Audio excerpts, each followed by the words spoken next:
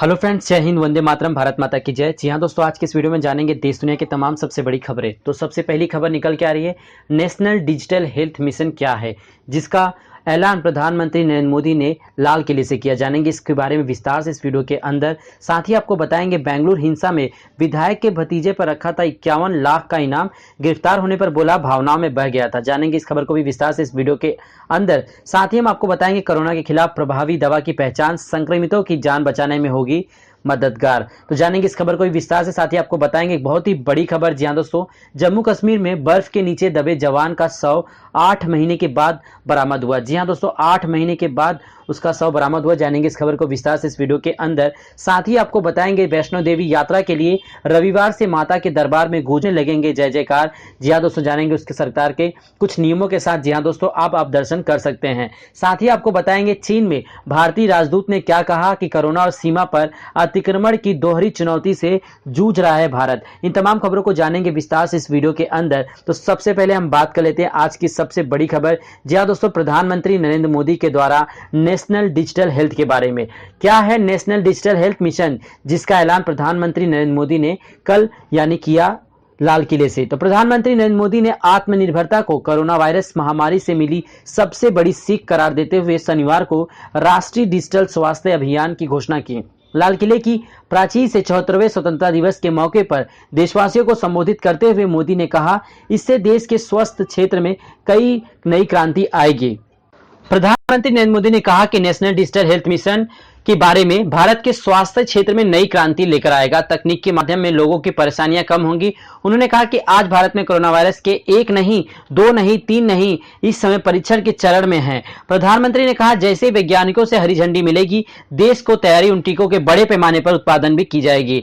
क्या हम समझते हैं क्या है ये मिशन? जी हाँ दोस्तों, इस के तहत एक मरीज की पूरी हेल्थ कुंडली तैयार की जाएगी। मोदी ने कहा कि आपकी हर चिकित्सा जांच, हर बीमारी, आपको किस डॉक्टर ने कौन सी दवा कब दी, आपकी रिपोर्ट्स क्या थी, ये सारी जानकारी इसी एक स्वास्थ्य पहचान पत्र में समाहित होगी। उन्होंने कहा कि इस अभियान के माध्यम से लोगों को तमाम दिक्कतों से मुक्ति मिलेगी।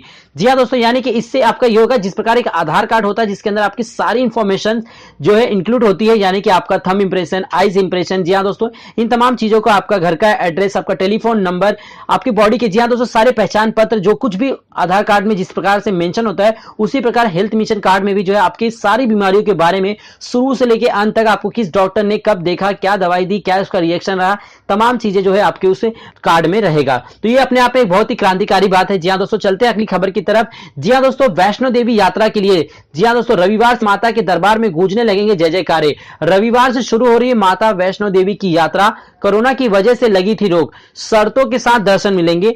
बोर्ड की तरफ से फैसला, सिर्फ ऑनलाइन पर्ची से दर्शन, बुजुर्ग बच्चों को इजाजत नहीं, रोज 2000 लोग करेंगे दर्शन। रविवार से माता वैष्णो देवी की भावना में, जी हां दोस्तों, माता की जय जयकारे सुनाई देंगे, क्योंकि रविवार से भक्तों को दर्शन की इजाजत दी गई है और एक दिन में मात्र 2000 लोग ही दर्शन कर सकेंगे। बुजुर्ग और बच्चों के लिए पूरी तरह से पाबंदी है उनके आने पे। जी हां दोस्तों, यानी कि आपको ऑनलाइन दर्शन ही करना होगा। तो चलते अगली खबर की तरफ। जी हां दोस्तों, अगली सबसे बड़ी खबर निकल के आ रही है, एंटी कोरोना नासाल स्प्रे। जी हां, इनहेलर का नाम आपने सुना ही होगा, मैं उसी की बात कर रहा हूं। जी हां दोस्तों, कोरोना वायरस को हर तरह से प्रभावहीन करने पर पूरी दुनिया में काम चल रहा है। हर फील्ड से जुड़े शोधकर्ता अपने अपने तरीके से इस वायरस को खत्म करने के लिए नए नए तरीके खोज रहे हैं। इसी के क्रम में ताजा खबर अमेरिका से आई है। अमेरिकी वैज्ञानिकों का दावा है कि उन्होंने नैनो बॉडीज युक्त एंटी कोरोना स्प्रे तैयार किया है, जिसे इनहेलर की तरह उपयोग किया जाएगा। यानी एक बार आप इनहेलर का इस्तेमाल करेंगे तो आपके अंदर नैनो बॉडीज जो है कोरोना संक्रमण फैलाने वाले वायरस को नाक में पहुंचते ही रोक देगा।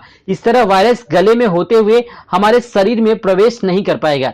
ऐसा इसलिए संभव है क्योंकि इस नेजर स्प्रे कोरोना वायरस की ऊपरी प्रोटीन परत को ब्लॉक कर देता है। कोरोना एंटीबॉडी से किया गया है तैयार। कोरोना वायरस को प्रोटीन के जरिए ब्लॉक करने पर इस नेजल स्प्रे का निर्माण कैलिफोर्निया यूनिवर्सिटी में किया गया। शोधकर्ता टीम का कहना है कि इस इनहेलर को तैयार करने में कोरोना एंटीबॉडीज का उपयोग किया गया है, जो अपने आप में एक नई खोज है। जी हां दोस्तों, अगर कोरोना वायरस शुरू में ही नाक के द्वारा, जी हां दोस्तों, रोक दिया जाए तो शरीर के अंदर उसका प्रवेश नहीं हो पाएगा और पूरी तरह से इंसान सुरक्षित रहेगा, जो अपने आप में एक बहुत ही बड़ी खोज है। तो चलते हैं हम अपने अगली खबर की तरफ। जी हां दोस्तों, इस समय सबसे बड़ी खबर निकल के आ रही है जम्मू कश्मीर से। जी हां दोस्तों, जम्मू कश्मीर में बर्फ के नीचे दबा था 8 महीने तक फौजी का शव। जी हां, बहुत ही दर्दनाक खबर है।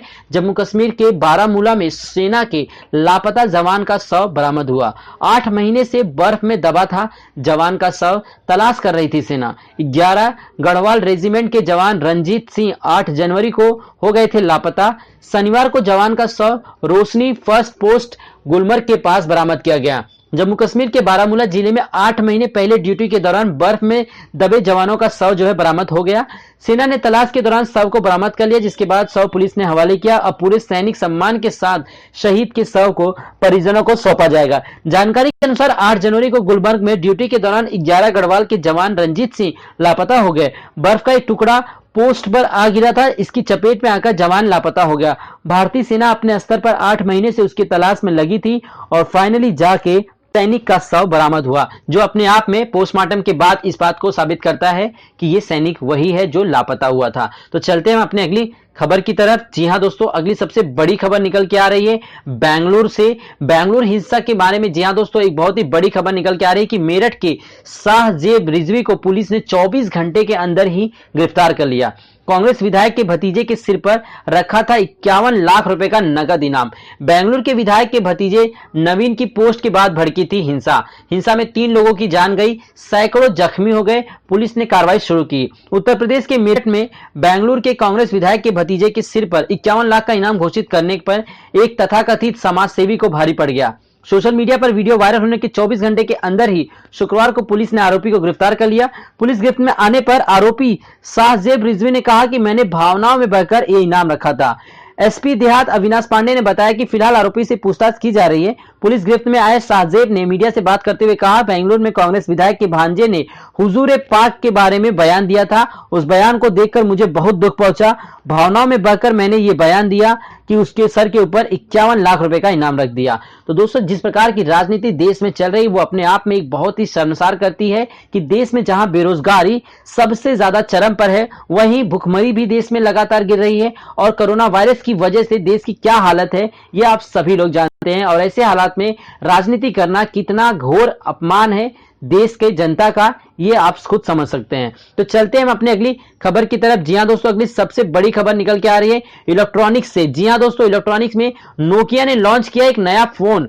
जी हां दोस्तों, हम बात कर रहे हैं नोकिया की ओर से बेहतरीन फीचर्स और स्ट्रॉन्ग एंड्रॉइड वाले स्मार्टफोन ऑफर किए जा रहे हैं और जल्द ही कंपनी नोकिया 5.3 भी लॉन्च कर सकती है।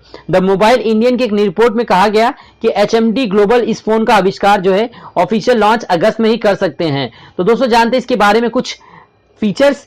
Google assistant button. जी हां दोस्तों, फोन में 64 GB स्टोरेज मिलेगा, जिसे माइक्रो SD कार्ड की मदद से बढ़ाया जा सकता है।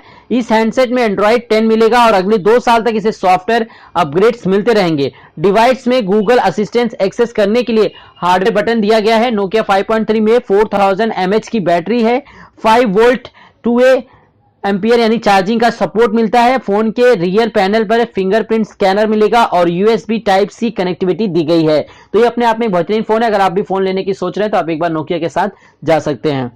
अगली सबसे बड़ी खबर आ रही, कोरोना और सीमा पर अतिक्रमण की दोहरी चुनौती से जूझ रहा है भारत। चीन में भारत के राजदूत ने दिया बयान। बात कर रहे हैं हम भारतीय दोनों ही जगहों पर चीन और अपने देश में दोहरी चुनौतियों का सामना कर रहे हैं। विक्रम मिस्री ने कहा, चुनौतियों का मुकाबला करने के लिए नागरिकों को एकजुट होना पड़ेगा। विक्रम मिस्री ने कहा, इसका सामना करने के लिए प्रयास और बलिदान दोनों की आवश्यकता होगी। बात करें 74वें स्वतंत्रता दिवस के मौके पर राष्ट्रपति के संबोधन के बाद चीन में तैनात भारतीय एम्बेसडर विक्रम मिस्री ने बहुत अहम बयान दिया। विक्रम मिस्री ने कहा कि शनिवार को कि भारत दोनों ही जगहों पर चीन में और अपने देश में दोहरी चुनौतियों का सामना कर रहा है। एक तरफ जहां वे कोरोना महामारी से जूझ रहे हैं तो दूसरी तरफ सीमा पर अतिक्रमण से। उन्होंने आगे की चुनौतियों का मुकाबला करने के लिए नागरिकों को एकजुट होना पड़ेगा, इस प्रकार का बयान दिया। तो देश में इस समय चीन को लेकर जी हां दोस्तों एक आक्रोश का माहौल बना हुआ है, क्योंकि गलवान घाटी में भारत के 20 जवान शहीद हुए, जिसमें चीनी सैनिकों का बहुत बड़ा अहम जो है हाथ था, जिसकी वजह से देश में चाइना को लेकर जो एक अलग सा ही जो है माहौल बना और उसके बाद बाइकआउट चाइना की लहर दौड़ी और पूरी तरह से चाइना की सभी चीजों को भारत से बैन कर दिया गया। तो दोस्तों, आज की वीडियो में इतना ही। उम्मीद कर सकता हूं कि आज का वीडियो आपको पसंद आया हो, तो वीडियो को एक लाइक कर दीजिएगा। चैनल पर अगर आप पहली बार वीडियो देख रहे हैं तो स्मार्ट नोकी चैनल को सब्सक्राइब कर दीजिए, क्योंकि स्मार्ट नोकी चैनल पर आपको मिलेगी देश दुनिया की तमाम खबरें सबसे पहले। धन्यवाद।